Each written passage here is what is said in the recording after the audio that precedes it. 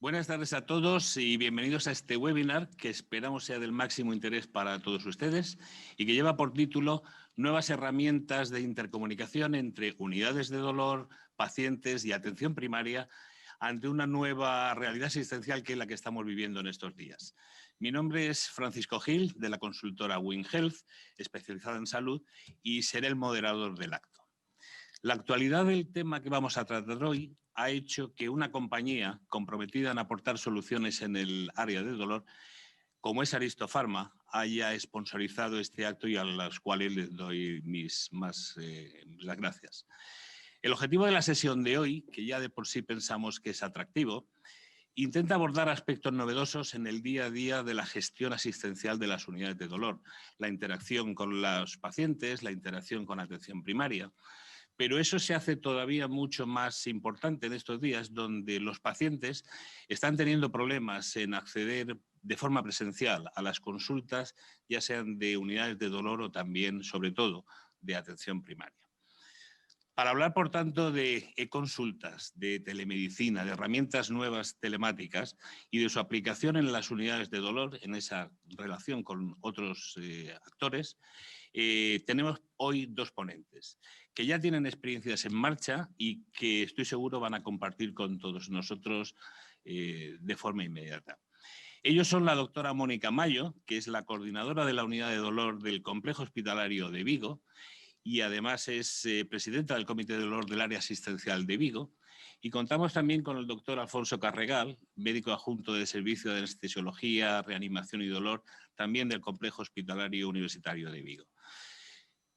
Ambos son vocales de la Sociedad Gallega de Dolor y lo más que me queda es darle las gracias por su participación en este webinar, en el que van a tener ustedes la oportunidad de poder plantearles preguntas a los dos y al final de sus presentaciones daremos paso a un espacio aproximadamente de 20 minutos donde ustedes podrán plantear esas preguntas.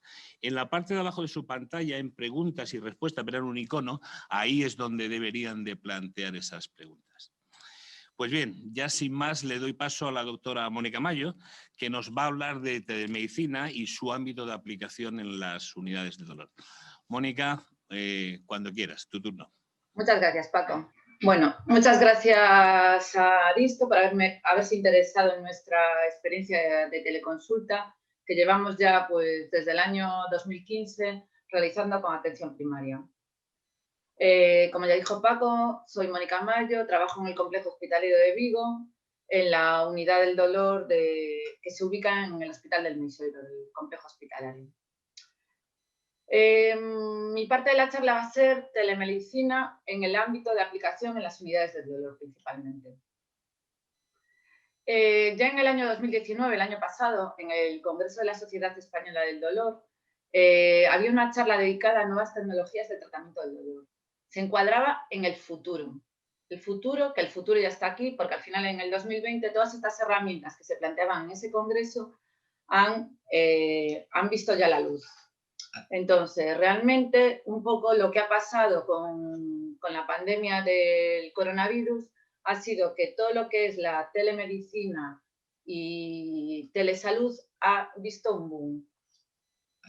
Pero este boom tiene también una historia. La primera idea de telemedicina, tal y como la conocemos hoy, apareció en una edición de abril de una revista americana, del Radio News, donde se observaba una ilustración futurista donde se veía a un paciente con una televisión y un micrófono accediendo a su médico de atención primaria. En las décadas de los 60 y 70, lo que es la telemedicina sufrió un gran boom gracias a la NASA. Y así en 1970, entre el 72 y el 75 se desarrolló el programa SPARC.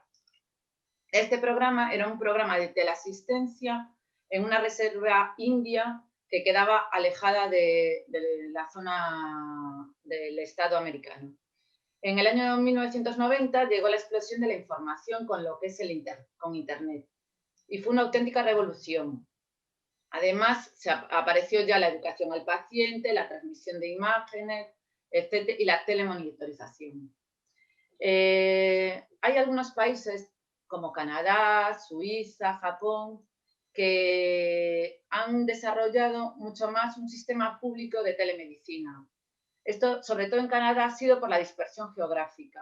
Realmente hay pacientes que se tienen que desplazar a un hospital y para ello tienen que recorrer entre 1.000 o 2.000 kilómetros. Por lo tanto, ahí sí que ha habido por parte del gobierno canadiense un hincapié en desarrollar lo que es la telemedicina. ¿Pero qué es la telemedicina? La telemedicina es la aplicación de las tecnologías de la información y comunicación a la medicina. Realmente se basa en prestar servicios médicos a distancia, sobre todo en un primer momento centrado en el diagnóstico y la monitorización. La telemedicina es un aspecto más amplio que abarca telemedicina en sí, pero también abarca la prevención, la promoción de la salud y la formación a distancia. Es decir, la telemedicina está englobada en algo mucho más grande, que es la salud digital. Existen diferentes tipos de servicios de telemedicina, la sincrónica y la asincrónica. La sincrónica sería lo que conocíamos un poco previamente a lo que es la consulta telefónica. La sincrónica sería el almacenaje y posterior uso de la información. La sincrónica sería el manejo de la información médica en tiempo real, tanto con un paciente como con un especialista. Sería lo que el boom que ha tenido ahora de las videoconferencias, las consultas telefónicas, etc. Pero todo este boom se ha visto no seguido por una regulación legal. Es decir, realmente ha salido el boom de la telemedicina, pues ha sido en marzo, pero no ha habido una regulación hasta junio del 2020. Como principio esencial, tenemos que saber que la telemedicina es un acto médico y como tal va a seguir las mismas normas deontológicas y éticas de una consulta médica presencial.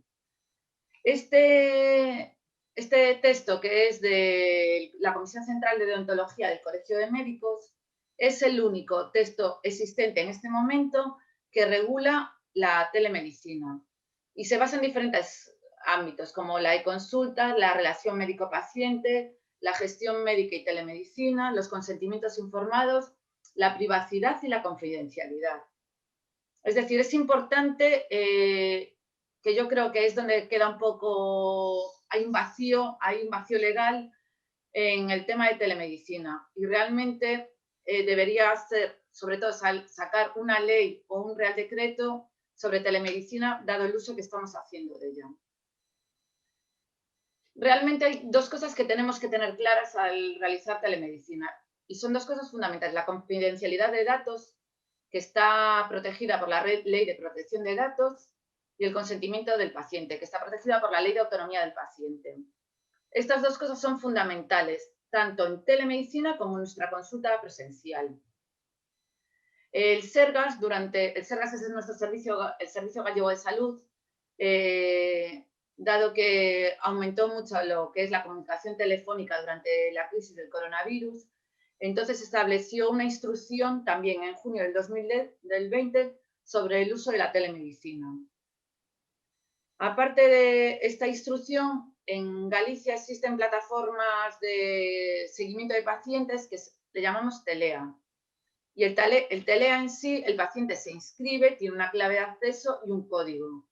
Y se envía, bueno, y luego el Sergas envía un código de SMS cada vez para el acceso del paciente. Entonces, el paciente ya está dando de esa manera su consentimiento para realizar el acto médico. Pero la telemedicina en sí es fundamentalmente porque al final es una integración asistencial del hospital con primaria o del hospital o primaria con el paciente. Es una forma fácil de interactuar entre los diferentes estamentos hospitalarios y de atención primaria. Lo importante previo a la implantación va a ser el unificar criterios y el establecer un sistema de cribado de pacientes y saber fundamentalmente qué pacientes se pueden beneficiar de este sistema médico. Va a ser eficaz sobre todo en patologías de gran impacto por su gravedad y aquellas patologías que tienen una elevada prevalencia y que van a suponer una carga asistencial importante y va a hacer que el paciente esté en la sala, sean muchos los pacientes que estén en la sala de espera, y esto es lo que tenemos que evitar. Un poco por lo que se nos invitó a esta charla.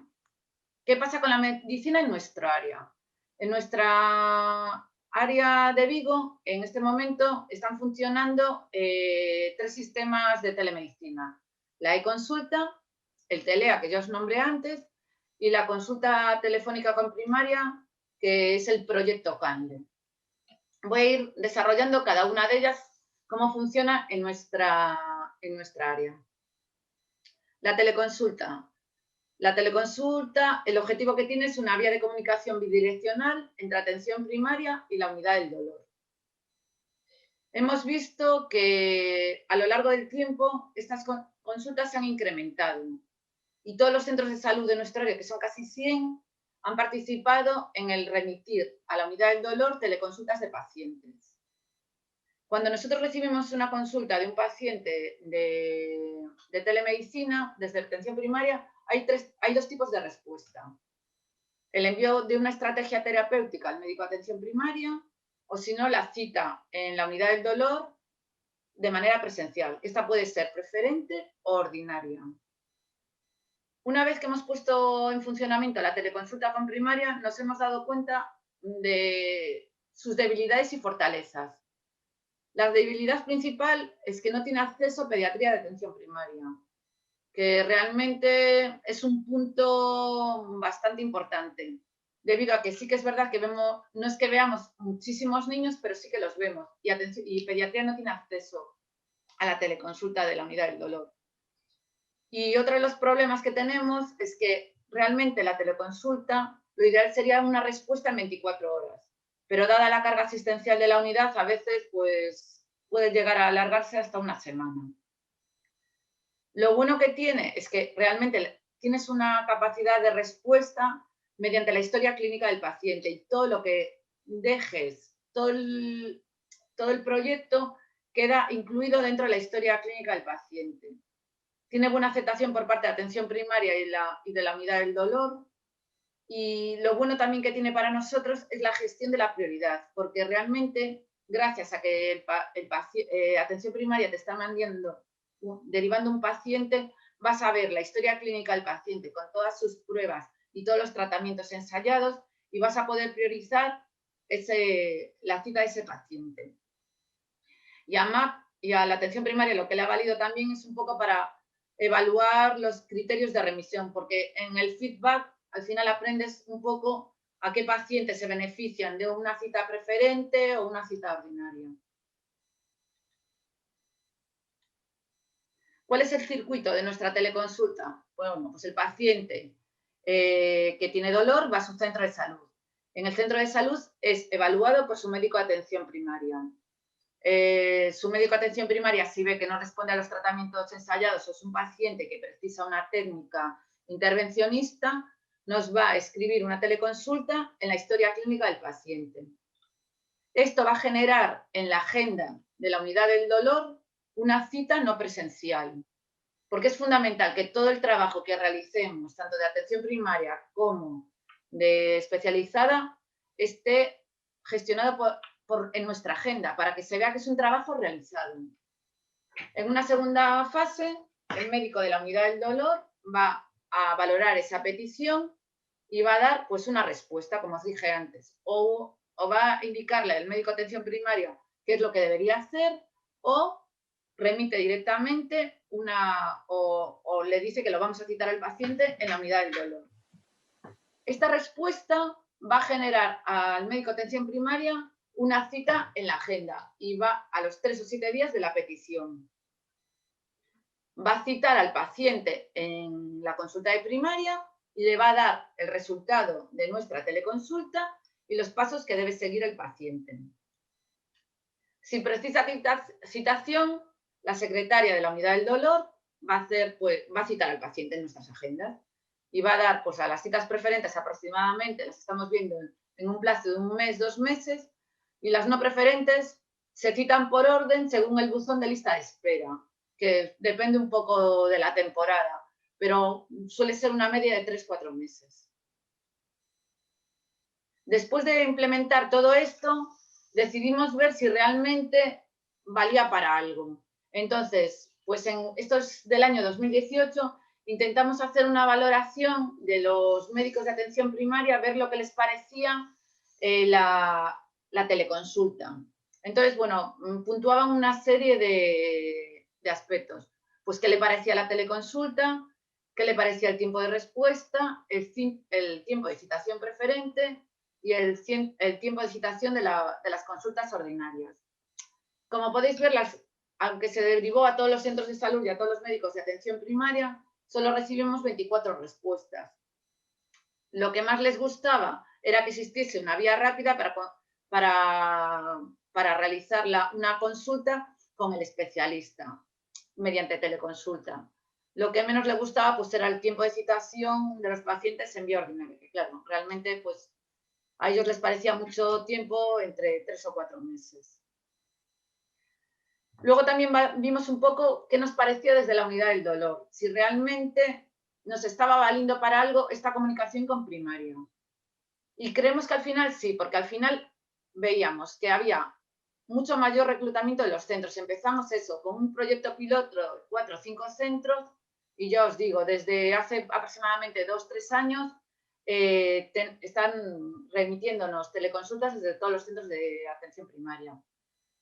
Y vimos que la implantación al final era de todo el área sanitaria de Vigo. Aparte de eso, permitió consolidar la cita ordinaria.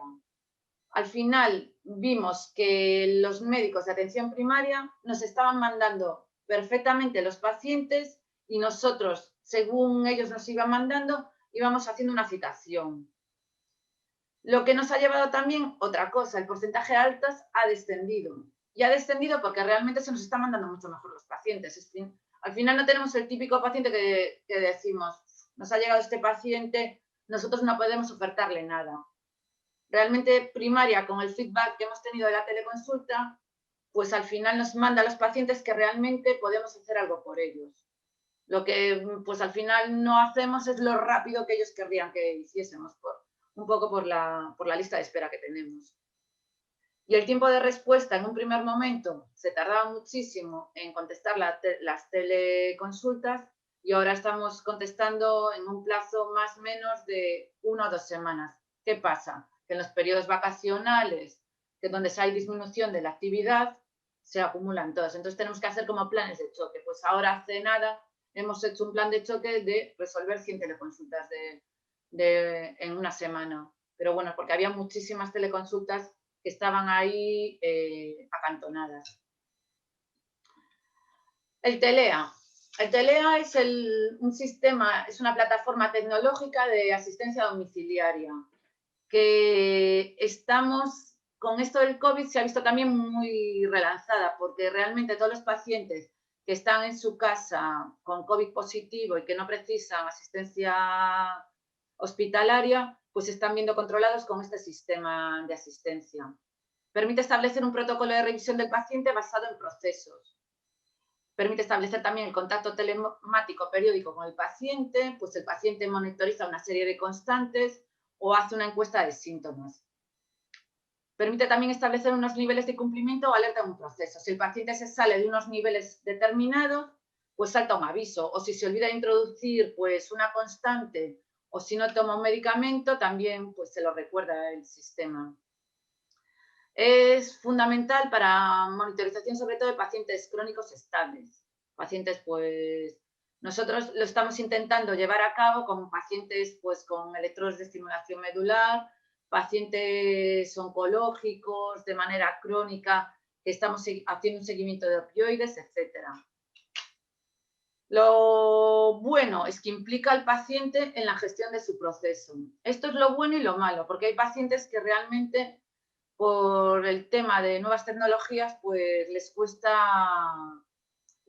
aplicar esta tecnología. Pero bueno, eso ya lo va a desarrollar mi compañero Alfonso. El otro proyecto que tenemos en marcha es el proyecto Candes. Este lleva aproximadamente en el área sanitaria, pues aproximadamente un año y pico. Y es una comunicación directa entre los especialistas y atención primaria. Es un teléfono, la dirección de centro nos ha dado un teléfono a todos los especialistas y comunica pues, atención primaria directamente con el especialista ante una duda. Entonces, un poco lo que realizamos es un asesoramiento inmediato en diagnósticos o en alguna terapia que esté llevando el paciente. Lo bueno es que garantiza la continuidad asistencial rápidamente, gestionando las dudas del paciente. Las dudas del profesional, perdón. Aquí hay también dos tipos de respuesta. La resolución vía telefónica con el médico de atención primaria o si precisa, pues ya hacemos una derivación a nuestra agenda pues de una consulta preferente o ordinaria. Sigue teniendo los mismos problemas que la teleconsulta, que no tiene acceso a pediatría de atención primaria. Y otro de los problemas es la rellamada. Nosotros, si estamos claro, nos han dado el teléfono, pero nosotros tenemos que ir haciendo nuestra agenda, pues nuestra agenda en nuestro horario de trabajo. El problema es que si no podemos atender a esa llamada en ese momento y queremos rellamar a ese número que nos han llamado, nos pasan directamente con el administrativo de turno que está en el centro de salud, el cual no sabe desde qué extensión se nos ha llamado. Entonces, esto es una cosa que se tiene que resolver, porque si no es imposible. Yo, si en ese momento no puedo coger el teléfono porque estoy con un paciente realizando una técnica, el rellamar, pues se ha perdido esa llamada. Entonces, el médico de atención primaria tiene que volver a llamar. Y bueno, yo creo que es fundamental que podamos hacer una rellamada desde la atención especializada. Las fortalezas, pues es una respuesta rápida a un requerimiento de un profesional o un compañero. Tiene buena aceptación por parte de los profesionales y era una demanda que tenía primaria, sobre todo para los turnos de tarde, que se veían un poco escasos para contactar con algún especialista, y es una respuesta rápida a las dudas de nuestros compañeros de atención primaria. Y bueno, nos sigue permitiendo a nosotros gestionar nuestra agenda. Bueno, llegado aquí, esto era antes del COVID. Nosotros antes del COVID teníamos todas estas herramientas, pero bueno, nuestras consultas, como podéis ver, están llenas de gente. Entonces, Mónica, perdona, soy Paco. Si te parece, 5 minutos. Vale, perfecto. Vale. A partir del COVID, el sistema, pues bueno, como sabemos, se ha visto colapsado, ¿no? Entonces, ¿qué pasó en la primera ola? Pues aumentamos las medidas de distanciamiento, evitamos la afluencia de personas y acompañantes al hospital, y entonces, de manera precipitada, tuvimos que implementar la teleconsulta, o la telemedicina en este caso. Entonces, aprendimos a resolver problemas y adaptarnos rápidamente a estas nuevas tecnologías. Como podéis ver aquí, estas son las publicaciones de telemedicina en los últimos años. Y como se puede observar, ha ido aumentando a medida que han pasado los años. Y esto es hasta octubre, que me imagino que el pico aquí será mucho más, porque ha habido muchos papers sobre telemedicina. Y para ver, por ejemplo, aquí había uno que... Ay, lo siento, me fui. Aquí.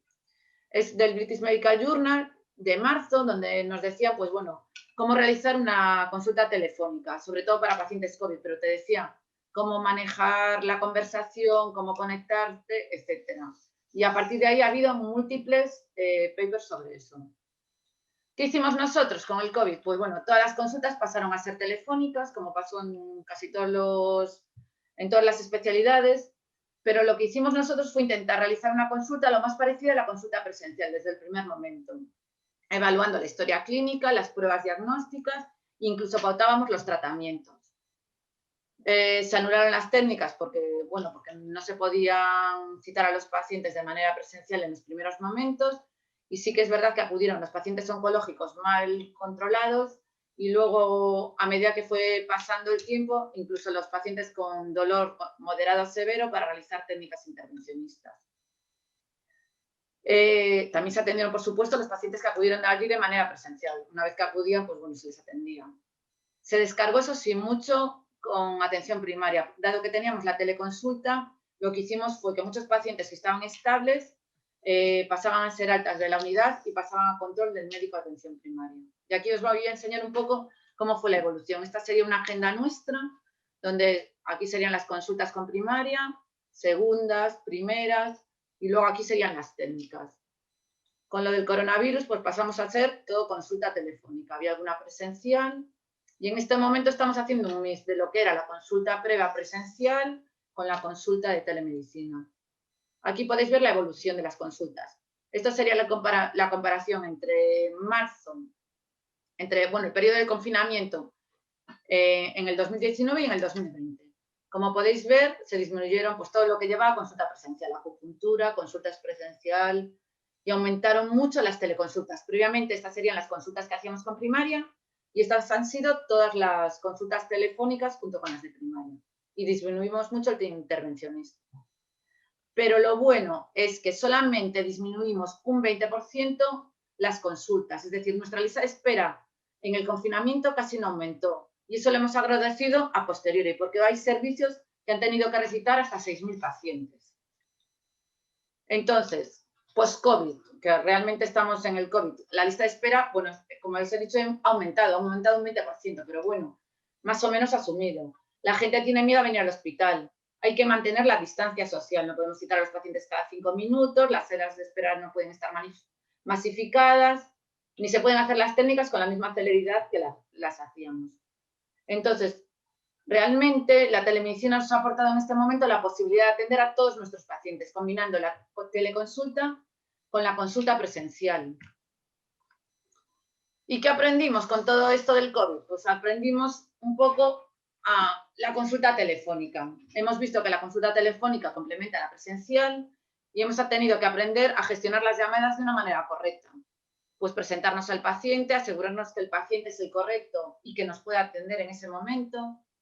Practicar una escucha activa, sobre todo en los pacientes mayores y pacientes desconfiados que no acaban de ver lo claro lo de la consulta, la telemedicina, y transmitir atención y empatía con el paciente.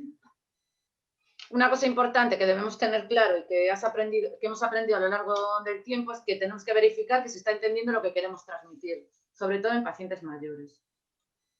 Como conclusión, y ya termino, Paco, la telemedicina, como hemos visto, lleva mucho tiempo entre nosotros, pero no estaba implementada. Permite a los pacientes tener un papel más activo en el Sistema Nacional de Salud y facilita la colaboración y comunicación médico-paciente. Al final nos da una integración asistencial entre los diferentes niveles asistenciales y con el paciente. Su organización es todo un reto para el sistema sanitario. Yo creo que es sobre todo importante la regulación de uso. En nuestra unidad, dado que estaba bastante implementada la historia electrónica en el Sergas y la teleconsulta con primaria, nos ha sido mucho más fácil reorganizar en estos tiempos de pandemia. Y hasta aquí es todo. Muchas gracias a todos por la atención. Muchísimas gracias, Mónica, por intentar condensar las 3 experiencias que habéis tenido en vuestro hospital, en vuestro complejo hospitalario, que creo que ha sido importante compartirlas. Vale. Y ya sin más, para hablarnos de los escenarios de aplicación de la telemedicina, en cuáles son los pacientes Diana, pues quisiera dar paso al doctor Alfonso Carregal. Así que, Alfonso, cuando quieras tienes la palabra. Muchísimas gracias. Primero, agradecer al auditorio que esté ahí oyéndonos. Es muy motivador esto.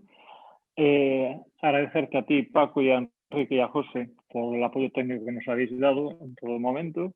Y, por supuesto, gracias a Aristo por haber tenido esta gran iniciativa, ¿no?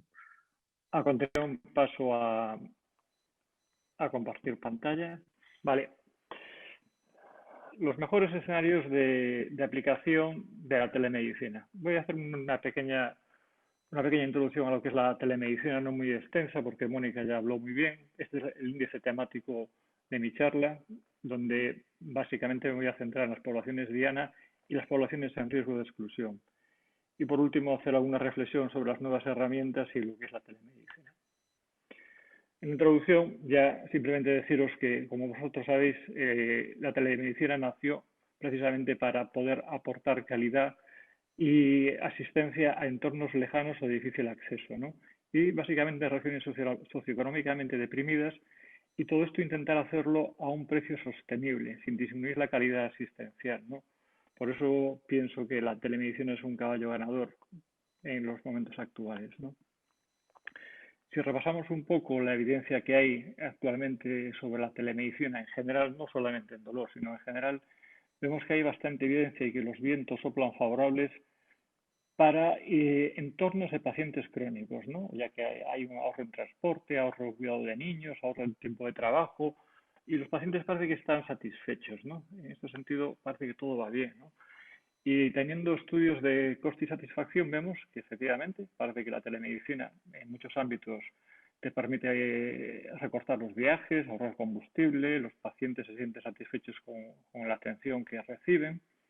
Y además, incluso un trabajo español realizado en Valencia nos dice que favorece el autocuidado y el empoderamiento del paciente, es decir, entienden mejor y participan mejor en su proceso crónico, y esto pone al paciente en el centro del proceso, lo cual es muy importante en una medicina si queremos humanizarla. Llegado a este punto, la pregunta que nos hacemos es si la telemedicina es el cóctel perfecto, ¿no? Porque sirve para poblaciones aisladas, aumenta la calidad asistencial, o la puede aumentar, es económica, parece, se ajusta mucho a los procesos crónicos, impresiona de que la gente está satisfecha, parece que promueve el empoderamiento, la implicación en el proceso y además es curioso porque parece que también respeta los principios de humanización, a pesar de que sea a través de una interfaz digital. Yo quiero hacer una pequeña reflexión sobre los equilibrios de la telemedicina, ¿no? Veo que la telemedicina tiene 4 aspectos básicos, en mi opinión, ¿no? Después de ciertas lecturas. Uno de ellos, el principal, es el ancho de banda. Evidentemente, en función de lo que tengamos, podemos hacer muchas o pocas cosas, ¿no? Pero incluso a veces cuando el ancho de banda simplemente es un teléfono de los antiguos, puede permitir que una persona no se suicide, ¿eh? Podemos asistir a esa persona telefónicamente de una forma bastante buena, pero evidentemente si el ancho de banda aumenta y tenemos 3G, 4G, 5G, hologramas, etcétera, etcétera, podemos tener casi una consulta real, ¿no? Pero bueno, estos son problemas tecnológicos que hay que resolver. Después hay el problema de lo que es el acceso a esta tecnología, ¿no? Posiblemente haya que crear lugares específicos cerca de los entornos de los pacientes, poder llevarlo correctamente este ancho de banda, esta tecnología a los propios domicilios y buscar las plataformas de trabajo adecuado por parte de los profesionales, ¿no? O sea, hay muchas diversidades de plataformas, cada servicio de salud posiblemente tenga el suyo y todas tienen ventajas e inconvenientes, ¿no? Después hay la importancia de lo que es la capacidad tecnológica de los pacientes, la famosa brecha digital, ¿no?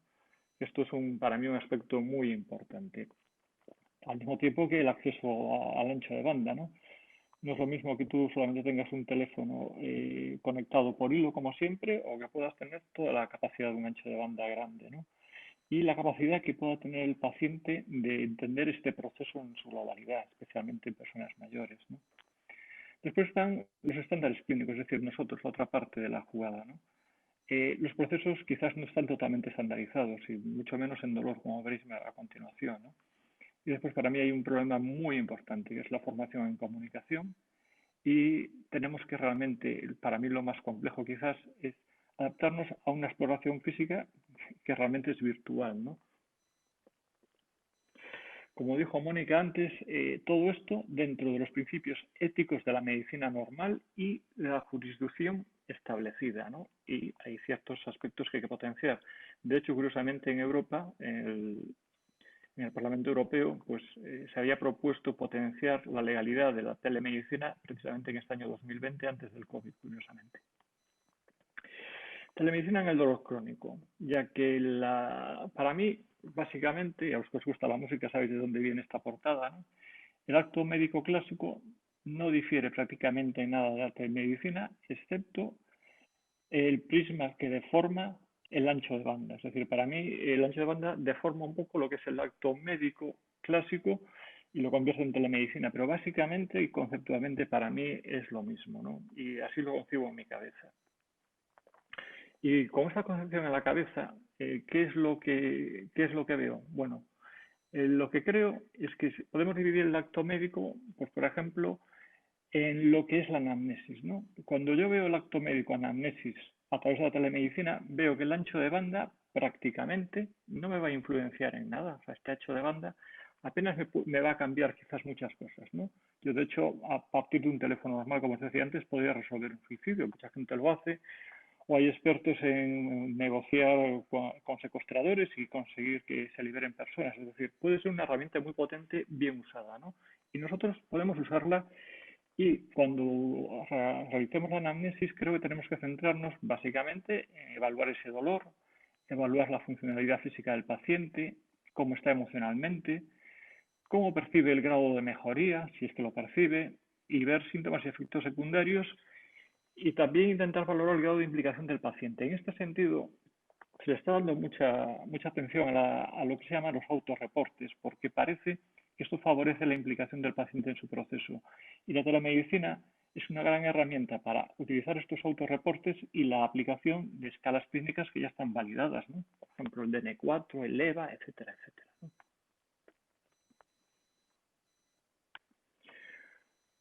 Siguiendo con la comparación entre el acto médico clásico y la telemedicina, ¿no? El ancho de banda a mí ya me produce ciertas dudas, ciertas simplemente, por ejemplo, cuando estamos hablando del consentimiento informado, ¿no? ¿Cuán claro le queda a esa persona con la que estoy hablando a través de un teléfono o de una telellamada lo que le estoy comentando sobre la técnica que le quiero aplicar o sobre el tratamiento que le quiero aplicar, ¿no?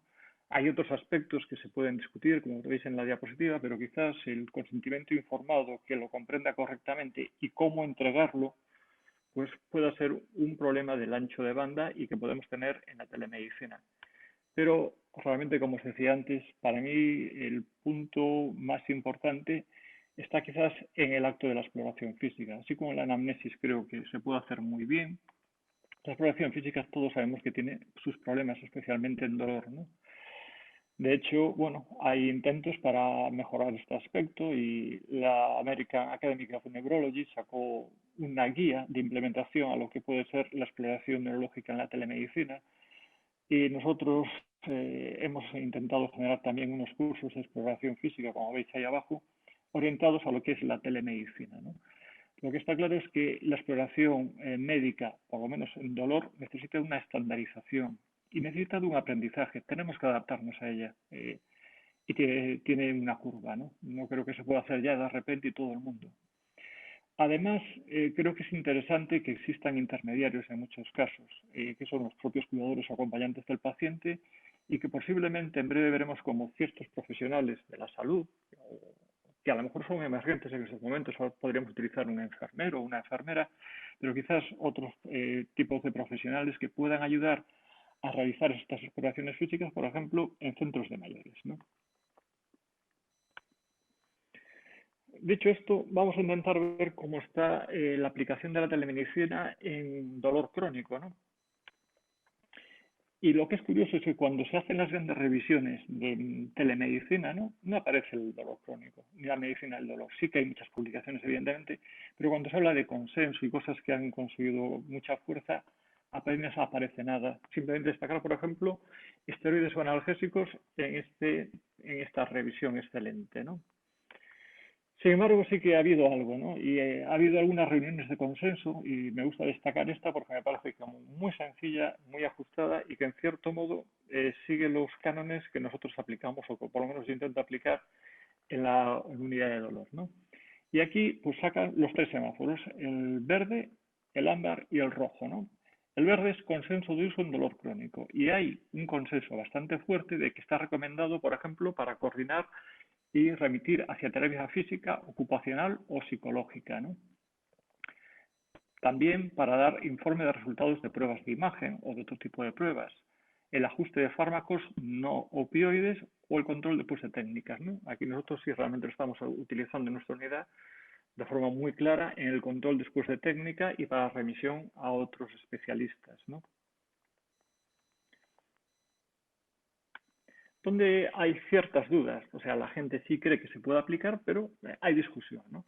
El paciente nuevo, recientemente valorado por otro profesional y referido por dolor oncológico, control de dolor postoperatorio, cuidado de procedimientos, deshabituación de terapia opioide crónica o certificado de consumo médico de cannabis, que no es típico de nuestro ambiente, ¿no? Nosotros creo que tenemos un ejemplo claro de lo que es el primero. Paciente nuevo recientemente valorado por otro profesional y referido por, en este caso me estoy refiriendo a la e-consulta que recibimos de primaria, ¿no? Es un paciente que ha sido valorado por una persona que entiende de dolor y de medicina, como es un experto en medicina primaria, y nosotros muchas veces recibimos esa interconsulta y a continuación yo puedo coger el teléfono e intentar hacer una primera consulta a través del teléfono, aplicando una anamnesis, informando al paciente de cuál es mi opinión sobre los procedimientos que se deben aplicar y realizando una especie de ajuste de exploración física por los nuevos medios que hemos aprendido, ¿no? Y creo que puede funcionar. Creo que es bueno para el dolor oncológico. Nosotros no lo estamos usando en el dolor postoperatorio, pero es un campo de uso. En el cuidado de procedimientos estamos haciendo alguna incursión. No tengo mucha experiencia y también tengo alguna duda, depende del paciente, sobre la terapia opioide crónica y, como os decía antes, el consumo médico de cannabis en nuestro medio no se da, bueno, o no es muy habitual, y por lo tanto no tengo opinión sobre ello. Y hay gente que dice el manejo del paciente con opioides. Yo creo que sí se puede utilizar si no hay problemas de consumo. Y hay un consenso sobre lo que no se recomienda hacer, ¿no? Y, por ejemplo, paciente nuevo o conocido que necesita una visita presencial porque hay una progresión aguda de la sintomatología, el diagnóstico de su proceso no es claro, es médicamente complejo el paciente, hay una sospecha de mal uso de fármacos o pacientes con riesgo claro de mal uso, abuso o sobredosificación de opioides. Y aquí estoy totalmente de acuerdo en este semáforo en rojo, ¿no? O sea, lo suscribo personalmente. Ahora pasaremos a ver un momentito qué poblaciones pueden estar en riesgo de exclusión. Bien, esto digamos que es una pequeña aproximación, ¿no? Pues evidentemente pacientes con limitaciones sensoriales como pueden ser los ciegos, los sordos, que van a necesitar una ayuda especial y unas plataformas más cercanas hacia ellos para que podamos realizar estos actos, ¿no? Mi gran pensamiento está con los ancianos, ¿no? Es decir, la población cada vez se está envejeciendo más, yo ya me veo entre ellos en breve, y creo que en estos momentos la brecha digital es uno de los puntos débiles del sistema, ¿no? Y el acceso a la tecnología. Y esto impacta directamente en los pacientes ancianos, o por lo menos en los ancianos actuales. Como también como reflexión sobre las poblaciones en riesgo de exclusión, pues veo que los pacientes complejos, aquellos pacientes que es difícil de entenderse con ellos por teléfono, que no son capaces de expresarse correctamente o que su padecimiento sea complicado para poder establecerlo a través de un medio telemático y es necesario que venga a nuestra unidad o incluso la reunión de varios expertos de forma presencial para poder llegar a una conclusión sobre él. Está claro que también el paciente que no entiende o no acepta esta forma asistencial poco a poco puede caer en el riesgo de ser excluido de esta forma de atención, ¿no? Por eso ahí tenemos que ser muy exquisitos en la comunicación y en la formación para que las personas perciban cercanía y humanidad. Los pacientes con riesgo claro de mal uso o abuso o sobredosificación de opioides pueden ser pacientes que poco a poco se quieran alejar de ese tipo de asistencia porque les pueda resultar extraño o la comunicación con ellos sea complicada. Y después, curiosamente, las poblaciones dispersas sin accesos a entornos digitales. Curiosamente, la telemedicina nace para cubrir estos aspectos, pero si realmente nosotros no somos capaces de darles esa cobertura de ancho de banda o digital, pueden quedar excluidos del proceso. Como veis en el dibujo, pobreza, brecha digital, acceso a los sistemas adecuados, ¿no? Para mí es quizás el principal riesgo de exclusión de esta tecnología. Alfonso, perdona, ¿Sí? soy Paco, te quedan 5 minutos para llegar a la cima. Perfecto, espero llegar en 3 al beso. Muy bien, las nuevas herramientas, algunas reflexiones, ¿no? Sobre el ancho de banda creo que deben ser versátiles, es decir, que puedan funcionar en muchos anchos de banda, que pueda utilizar un teléfono convencional o que pueda incluso utilizar un holograma. Para mí sería una de las características de las futuras herramientas, versatilidad. Que se puedan aplicar en centros humanizados y que tengan en cuenta a los discapacitados, que se puedan llevar a los entornos del paciente, por lo tanto deben tener bastante portabilidad. Con respecto a los usuarios y a los cuidadores, creo que deben ser interfaces sencillas e intuitivas, como nosotros todos queremos cuando tenemos un ordenador en las manos o un teléfono en las manos. Que tengan, por supuesto, accesibilidad a los discapacitados y que permitan introducir opiniones del usuario. Esto es muy importante para convertir al paciente en el centro del proceso y humanizar la medicina y realmente escuchar y saber lo que los pacientes realmente quieren. Y deben ser sistemas que ellos también puedan portar con facilidad para que el problema de agenda digital no sea tan importante. Bajo el punto de vista del profesional de la sanidad, creo que deben tener capacidad para medir variables relevantes al proceso que queremos estar monitorizando, que debe tener facilidad para integrarlos en la historia electrónica que nosotros usamos. Si no, es una pérdida de tiempo o aumenta la complejidad. Y que sería muy importante que permita su uso con la inteligencia artificial y con Big Data para poder generar algoritmos. Uno de los problemas que tiene el dolor crónico es que quizás no sea muy sistematizable, ¿no?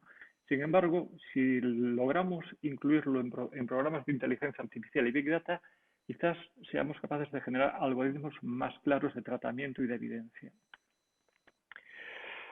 Ahora quiero simplemente hacer alguna reflexión entre lo que somos nosotros, lo que es la herramienta, ¿no?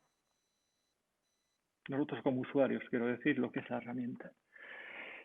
Recientemente, y gracias o por desgracia por el problema del COVID, hemos tenido que utilizar el teléfono para consultar a la gente, ¿no? Bueno, pues lo hemos hecho y hemos preguntado, ¿no? ¿Y qué vemos? Pues vemos que la gente tiene un grado bajo de satisfacción, ¿no? En el seguimiento telefónico de las unidades del dolor, ¿no? Y otra cosa que es muy importante, un grado bajo de comprensión en las instrucciones que hemos generado, ¿no?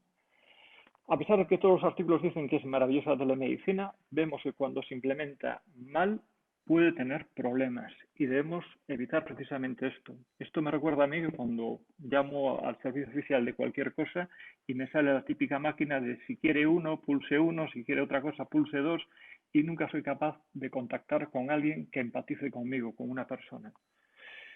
Estamos corriendo ese riesgo quizás. Y en ese sentido, si hacemos un mal uso de la herramienta de la telemedicina, ¿qué tendremos? A lo mejor de tener el cóctel perfecto tenemos la copa rota, ¿no? Y las poblaciones aisladas seguirán aisladas por culpa de la brecha digital. Las poblaciones que no tienen recursos no podrán acceder a la tecnología. En procesos crónicos, si no somos capaces de empatizar y comunicar bien con el paciente, tendremos desafección por el proceso. En vez de estar satisfechos, tendrán un sentimiento de aislamiento. En vez de estar empoderados, no podrán comprender su proceso. Y si sucede todo esto, en vez de estar implicado, habrá un abandono y una desesperación. Desesperación con respecto al sistema y quejas continuadas, ¿no? Aquí es donde yo veo uno de los grandes problemas de la telemedicina, ¿no? Por eso, y ya casi como conclusión, para que el cóctel perfecto sea el cóctel perfecto y no pase a ser una copa rota, yo creo que el ancho de banda es importante y estamos progresando, pero el factor humano que somos nosotros es lo fundamental para hacer funcionar esta herramienta. Si nosotros no funcionamos, no la entendemos, no la gestionamos y no la sabemos hacer vender, vamos a fracasar. Ya nos lo dice la encuesta que os planteaba antes. ¿Cuáles son mis conclusiones? Bueno, espero que sean sencillas. La telemedicina es una herramienta que históricamente ha demostrado su versatilidad para acercar la asistencia de calidad a poblaciones remotas. La telemedicina puede ahorrar dinero y tiempo a los usuarios. La telemedicina es un acto médico comparable al realizado en una consulta presencial y debe ajustarse a sus mismos principios éticos y jurídicos. Es necesario consensuar y generar evidencia para extender su aplicación en los procesos de dolor crónico. Es necesaria una formación médica orientada a una mejora de la comunicación cuando usamos herramientas telemáticas. Debemos humanizarla y favorecer el acceso a poblaciones desprotegidas y solo cuidando el factor humano seremos capaces de generar una telemedicina de calidad y credibilidad. Lo que os decía, el cuadro del beso, y ya estamos en el final para todos. Muchísimas gracias y espero haberme ajustado a contenidos y a tiempo. Sí, gracias, Alfonso, en tiempo y en contenido. Muchísimas gracias a los dos, a Mónica y a Alfonso, por haber compartido con nosotros vuestra visión y vuestras experiencias con los 3 programas que habéis puesto en marcha y con vuestra visión de futuro. A lo largo del tiempo que habéis estado en la exposición hemos recibido alguna pregunta que ya sin más, si os parece, os traslado. Alfonso, tú hablabas en tu charla del consentimiento informado. Una de las preguntas que nos han llegado es ¿cómo está regulado ese consentimiento informado para las técnicas, sobre todo a través de teleconsulta? A mí, estimado Gustavo, gracias por tu pregunta. Y tú, como miembro de la Sociedad Gallega del Dolor, quizás puedas tener más información que yo en este sentido. hasta donde llego, creo que no hay una regulación estricta y de momento en mi práctica habitual lo que estoy haciendo es, aparte de dejar reflejado en la historia clínica que informo al paciente del procedimiento, de que éste acepta, lo que estoy haciendo es dejar los consentimientos informados en la unidad para que venga presencialmente a recogerlos y entregarlos físicamente, y si tiene alguna duda en ese momento, el poder resolvérsela. Yo creo que uno de los aspectos que os decía antes, que me genera dudas sobre la teleconsulta, es cómo vamos a tener que precisamente arreglar este problema, ¿no? En otros sitios sé que se están enviando de forma telemática los procedimientos informados, que estos se devuelven en forma de PDF y se incluyen en la historia clínica, pero creo que todavía no hay una ordenación clara y posiblemente, si la hay, puede ir por autonomías o por países. No sé si Un respondo poco correctamente a tu pregunta. el documento que presenté yo de la Comisión Central de la Comisión de Deontología del Colegio Médico regula el consentimiento informado, y lo único que dice, regula un poco, es decir, el documento es un documento informativo del Colegio de Médicos, no es ni una ley ni nada, es decir, un poco los pasos que debemos seguir los médicos al realizar la telemedicina. Y un poco lo que viene a decir es que si tú hablas con el paciente pues, por teléfono o por videoconferencia, lo tienes que dejar reflejado en la historia clínica, y tienes que haber dejado reflejado que has hablado con ese paciente o con, pues si es un tutor legal, con el tutor legal, dejarlo escrito y que ha dado el consentimiento para la teleconsulta. Una cosa que queda claro en el documento este es que la telemedicina no es una cosa que sea obligatoria para el paciente. Es decir, el paciente debe aceptar la consulta telefónica y si no la acepta, pasamos a una consulta presencial. Esto no es una obligación. Es decir, pues al final es una relación entre el médico y el paciente. El paciente tiene que saber que te vas a relacionar con él de esa manera y él tiene que aceptar que te vas a relacionar. Si el paciente prefiere una consulta presencial, se tiene que hacer consulta presencial.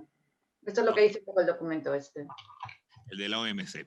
Sí. Mónica, nos ha llegado también otra pregunta, en el sentido de que en estos momentos que estamos viviendo de pandemia de COVID, lo que se está viendo es que hay una elevada sintomatología de dolor en este tipo de pacientes. Y la pregunta sería, ¿crees que sería necesario desarrollar consultas monográficas COVID-19 en las unidades de dolor? Vamos a ver, claro, nosotros trabajamos en Galicia, que como sabéis, parece que estamos en una región, en un lateral, que tenemos suerte, vamos, no tenemos avión, no tenemos AVE, no tenemos tal, pero tampoco tenemos tanto COVID. Entonces, realmente, al final, nosotros en nuestra unidad, pues hemos tenido muy pocos pacientes con COVID. Antes, hablando con Alfonso un poco del tema, pues al final sacábamos 2 pacientes entre los dos. Y realmente es que no hemos tenido mucho paciente. A lo mejor esto sería una pregunta para la gente de Madrid, Barcelona, que sí que tiene muchos pacientes. Ajá. Y a más población con COVID, tienen más pacientes con dolor crónico por este motivo. Sobre todo dolor neuropático, un poco por lo que comentábamos Alfonso y yo. Otra pregunta que yo quisiera trasladaros, por ejemplo, Alfonso, es ¿cuáles podrían ser las bases para que en un futuro se pudiera gestionar los tratamientos que están con opioides mediante teleconsulta? Tú hablabas que en la clasificación semafórica estaban en función de en el segundo, en el ámbar o en el rojo. ¿Qué opinas? Vale, Paco, muchas gracias por su pregunta. Bien, mira, yo soy un fan de la telemedicina y creo que en Galicia, afortunadamente, se estaba implementando, aunque ahora tiene que hacer su eclosión, ¿no? Como mis compañeros gallegos y de la Sociedad Galega de Dolor, que están al otro lado de la pantalla, saben, tenemos la herramienta Telea que antes comentó Mónica, ¿no? Esta herramienta nos va a permitir hacer un seguimiento de pacientes crónicos, ¿no? Y uno de los aspectos que queremos desarrollar precisamente entre la Sociedad Galega de Dolor para poder llevar a la Consellería de Sanidad y que sirva para toda la comunidad es implementar algunos procesos de seguimiento de dolor crónico, ¿no?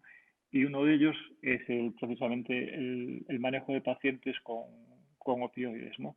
Mediante la inscripción de una serie de escalas y mediciones y la facilidad que permite la herramienta Telea para monitorizar estos procesos, creo que se podría dar un buen avance en este sentido.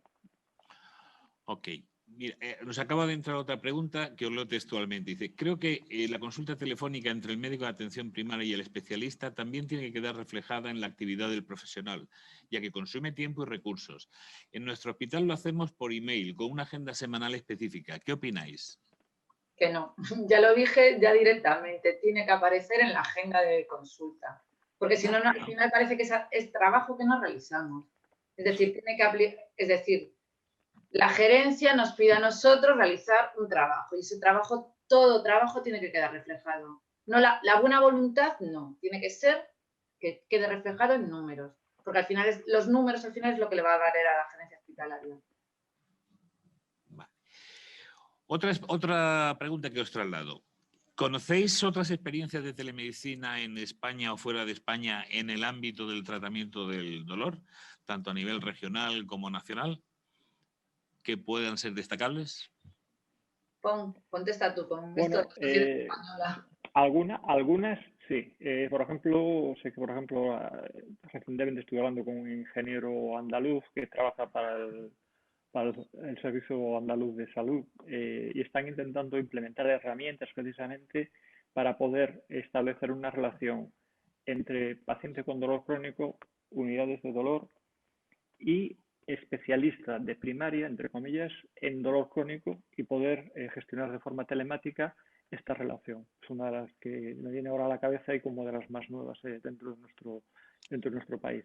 Existen muchas aplicaciones también para medición del dolor crónico, existen aplicaciones para relajación, etcétera, etcétera, pero esta del Servicio de Salud Andaluz me parece como muy interesante, ¿no? Porque ya pone muy en el foco la relación entre primaria, el paciente con dolor crónico y especializada, en este caso unidad de dolor. Precisamente cuando hablas ahora de pacientes, ¿qué necesidades de vuestros pacientes creéis todavía que no habéis podido satisfacer, que es algo a mejorar? Con la Bueno, telemedicina. Sí. Hombre, un poco lo que ha dicho, a mí me da así un poco de pena cuando llamas al paciente, es un paciente mayor, que sordo, que no te oye, que no te entiende. Entonces, yo creo que yo creo que nuestra población es una población, sobre todo la población gallega, es una población dispersa y anciana. Entonces, tenemos bastante problema a veces en la telemedicina, la comunicación con el paciente realmente, porque el paciente tienes que tener claro que el paciente, era un poco lo que decía, cuando llamas por teléfono tienes que tener claro que el paciente te ha atendido lo que has dicho y va a hacer lo que tú le has dicho que haga y que lo ha entendido fundamentalmente. Y eso con un paciente mayor es muy difícil. Sobre todo yo soy un poco el problema principal que le veo.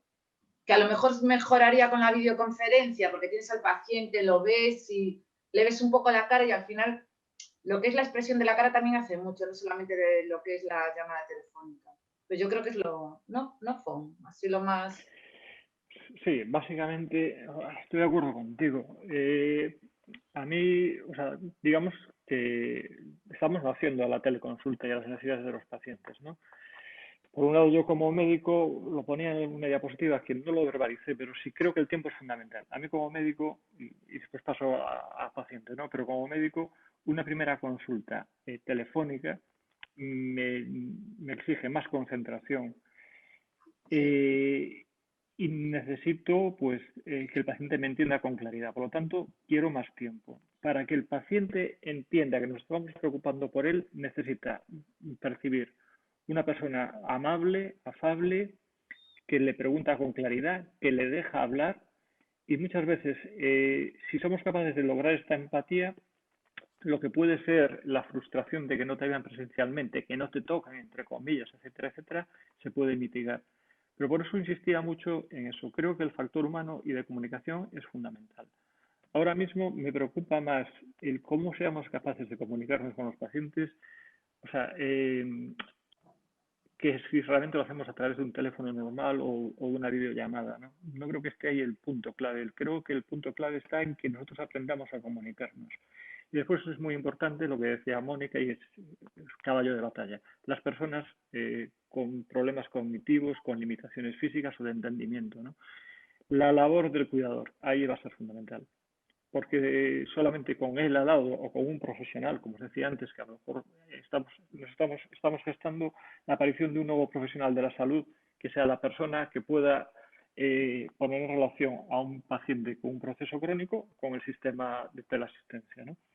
Que nos permita realmente asegurarnos de que lo que estamos diciendo lo está entendiendo el paciente. En una persona, digamos, con un nivel cognitivo normal y con una motivación normal, creo que la experiencia en líneas generales es satisfactoria. El problema está en estos pacientes que comentamos. Gracias. Ok. Podríamos estar probablemente muchas horas hablando sobre este tema, pero lamentablemente hemos llegado prácticamente al final. A mí no me queda otra que agradeceros, Mónica, Alfonso, vuestra visión sobre vuestras experiencias, compartir lo que habéis compartido de experiencias en relación a vuestra asistencia diaria. Máxime en un momento como estamos de pandemia con COVID-19, que es la telemedicina se hace algo más importante probablemente y lo iremos viendo en el futuro. También quisiera dar a los asistentes, a las personas que han estado ahí detrás, por atender y sobre todo por lanzar las preguntas que le hemos podido formular a ellos dos. Y por último, no quisiera despedir este acto sin darles las gracias también a Aristofarma por haber sponsorizado este acto que esperamos que haya sido útil para todos. Y nada más, solo emplazarnos hasta la próxima. Muchas gracias a todos.